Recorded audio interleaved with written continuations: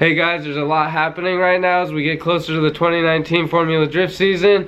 For all those new subscribers, you guys came at a perfect time because lots of action right now. I'll do my best to keep you updated on all the little things that are going on and taking place. Don't forget to check out our website and grab one of those stickers so you can be part of it. Alright guys. And we have new shirts. Gen 5. Oh yeah. For your 5th year in Formula Drift. New shirts, guys.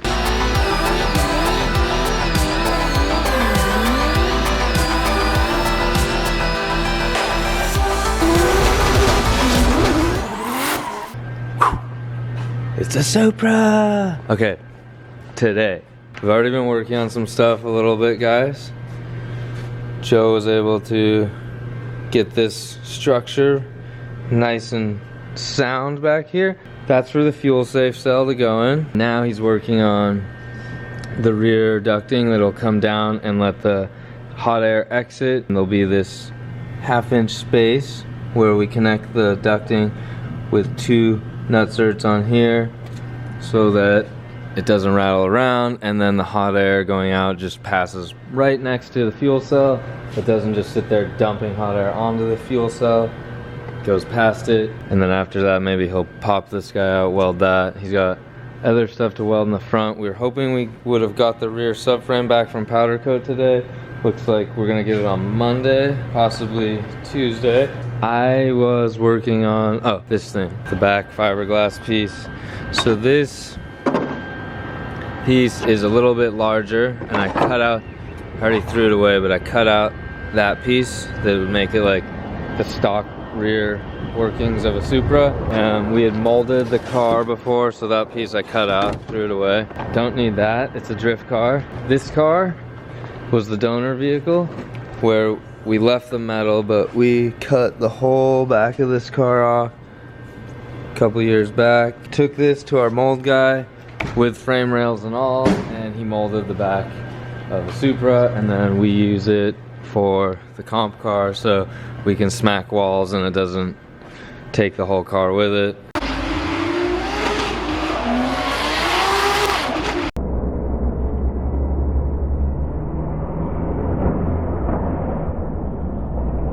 I have done that before, but we are not going to do that anymore.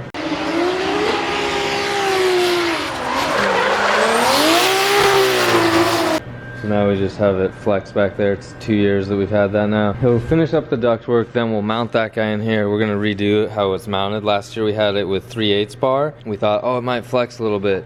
It doesn't flex at all. So this is 3/8 bar. It literally could, yeah, hold me up. It doesn't move at all. So what we're gonna use this year is what we use for the rest of the stuff, which is 1/4 inch hot rolled. Hot rolled is not as strong as cold rolled, so it bends when it gets hit, and it's 1/4 inch. So after you bend it, let's say you hit a wall a little bit and you just bend the corner a little bit, then you pull this off because it's removable. It has a weld-on cup right there, and it just bolts like so, like that, and this will hold up part of that rear structure. We'll probably make new pieces, but we do ovalized hole there so you can slip and slide it a little bit if you loosen this bolt, because then it's all about making it look nice for fitment after you've bumped a couple walls or whatever, touched another car, so which happens in racing and drifting.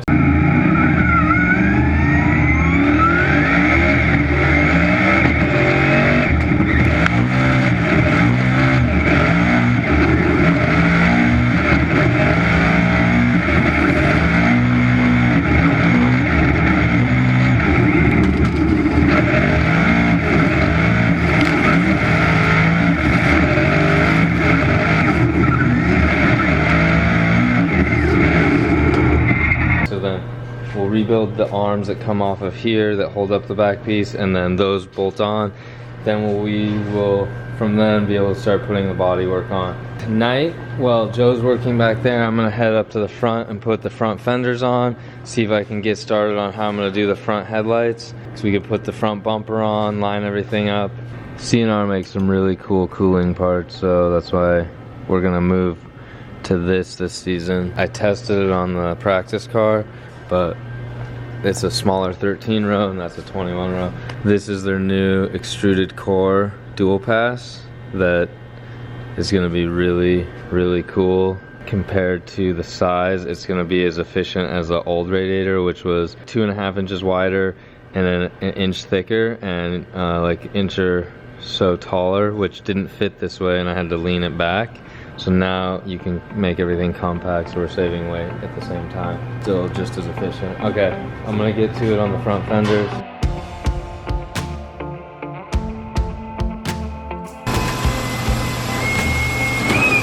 Sexy. Normal procedure when you're building stuff. I'm safe, right? Yeah, you're safe. Gotta do what you gotta do. It's dudes on top of dudes. In the danger zone. Tell me that's not cool, everyone else. Everyone comments, that's not cool. It's cool. So you got your Messier 336S hidden down there. Messier. The Messier 336S. It's American, but if you want to pretend it's Italian, then you do it. Hey, Renee's got some cool news for you, Bob. Super Street Bob. Where are you going?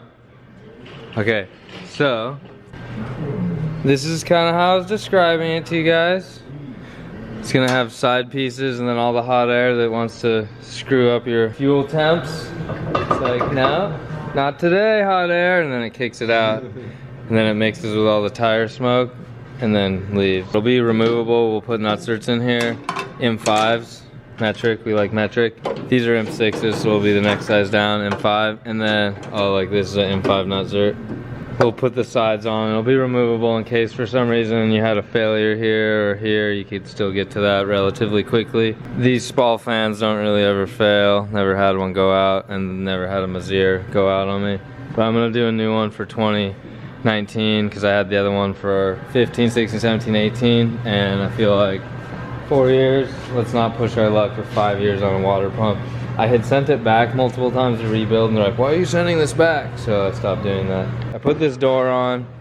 I'm gonna start mounting the fenders. If you guys are new to the channel or you didn't know, I make my own body kit for the Supra. It's called the Rad Industries Weapon Wide Body. Designed it for 2016 Formula Drift season. It was not easy. Don't try and make your own body kit, it's a lot of work, but we did it. And then we have our mold guy at Hartman Fiberglass that has the molds, and he pumps out a couple kits for me each year. We make it flex resin, and we make the front a little bit thicker because you might smack a cone in the front, and the back is super flexy, and it just lets you kind of like crumple into a wall and then bend back. We're not on the back today, so I'm not going to show you, but when we get to it, I'll remember to tell you guys more about it. Gotta get to this. When I'm fitting the kit, I have to get the door on so you can line up this side of the fender. The car's been hit a couple times, so not everything lines up perfect. One thing that this fender doesn't do properly, even if the car wasn't hit, is it just doesn't have enough flange back there. So I usually trim off the little part of flange it does have, and then see how that is maybe a 1/4 inch off. I need it to come out here for me to be happy.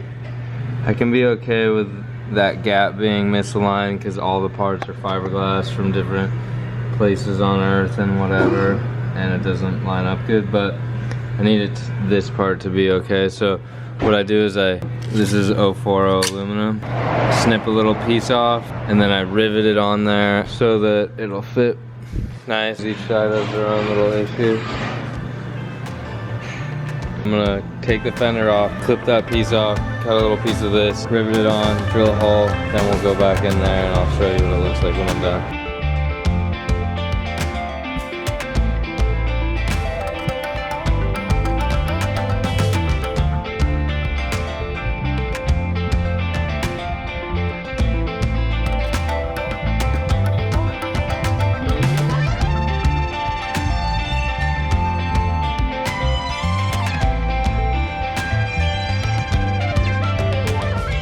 This is mounted perfectly how I like. I placed the fender on, or the skirt on and off. Had to shave a little bit on the skirt, right here to make it just how we wanted. It wasn't that one, it was the other one. It's time to leave because it's Friday night, only 7:30, but we're gonna be here at 7:30 tomorrow morning, and I hang out with Renee on Friday nights a little bit. That's what. Have you ever talked about the rear bash bar? Like what you were just telling me? No, I can't. It's pretty cool. Okay, I'll talk about it. So this will get done tomorrow. Okay, so rule is for FD that you could weld this on for the rear bash bar. You could attach it on more points than how we did, but it can't just be on 2 attachment points and like just swing and swing. The rule is that it needs to be attached at, you know, multiple points, 4 points, or have some like a non-movable thing. It can't just swing like that. So that's why we have the smaller 1-inch bar here attached on there, so that this isn't just like out here gonna fold in. The other thing is they don't want this to like catch on another car. I don't know how this would because my bumper's way wider. The bumper's like out here, but so I want the bumper to like wrinkle in and go away if I get only, you know, 7-8 inches into a wall. But then if I get like 10 inches into the wall, you're gonna touch here, and it's gonna either, like if I back it in deep, this will kind of fold in and it will never have enough room to hit this, and then if I hit it just sideways, it's gonna pivot over and like crumple here and then crumple here. This is 065 mild steel, which is like pretty crap for structural. This just needs to be strong enough, and then this is where we need the strength because we don't want to destroy our fuel cell. And what is that? Like the specs Oh, this on? is just like the rear structure that we built. How thick this Oh, is? this is 095 wall, DOM, 1.5 inch. DOM is drawn over mandrel. Look that up. I never knew Google it. that. That's cool. So it does not have a weld seam. It's like much stronger. Mild steel, if like it wasn't painted and it's raw, you'll see like a line down it because they just made a sheet, made a tube, and they weld it. With like a machine that does it, it's all quick, but it's much weaker. We've used this a couple times as the third bash bar. Never did it like even move these plates. It's just, it works real good. I want to see the other bash bars. I know you have lots of time on your hands. I might Maybe have another saved time. one. I saved stuff, so I may have one. One got given away. You proud of that? It's not even yours. You can't hold it. No, it's his. I'm sorry. Oh. I'm just holding it. I do a fan, I think, in Jersey. We'll have to wait so- till the next video. Yeah, the next video maybe we'll see. All right. See you guys.